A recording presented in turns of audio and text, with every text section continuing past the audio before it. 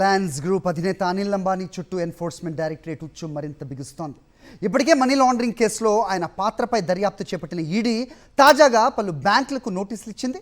అనిల్ కంపెనీలకు చెందిన రుణ మంజూరు పత్రాలు సహా పలు వివరాలు కోరింది.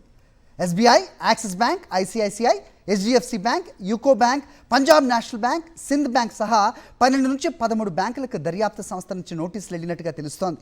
ఇవి Reliance housing finance, Reliance communications, Reliance commercial finance వంటి సంస్థలకు భారీగా అప్పులు ఇచ్చాయి.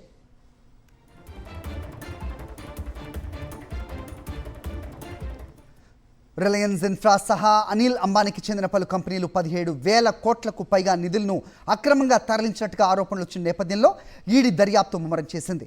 ఎస్ బ్యాంక్ నుంచి రిలయన్స్ గ్రూప్ కంపెనీలకు లభించిన 3,000 కోట్ల రుణంపై ప్రస్తుతం ఈడీ ఫోకస్ పెట్టింది. ఇది 2015 నుంచి 19 మధ్యలో జారీ అయింది. ఈ కేసులో ఆగస్టు 5న తమ ఎదుట హాజరు కావాల్సిందిగా అనిల్కు ఈడీ సమన్లు జారీ చేసింది. ఆయన విదేశాలకు పారిపోకుండా లుకౌట్ సర్క్యులర్ ఇచ్చింది. మనీ లాండరింగ్ నిరోధక చట్టం కింద అనిల్ అంబానీ స్టేట్మెంట్ను ఈడీ నమోదు చేయనుంది. రిలయన్స్ గ్రూప్ కంపెనీలకు చెందిన కొంతమంది ఎగ్జిక్యూటివ్స్కి కూడా రాబోయే రోజుల్లో సమన్లు ఇవ్వనున్నట్టుగా దర్యాప్తు సంస్థ వర్గాలు వెల్లడించాయి.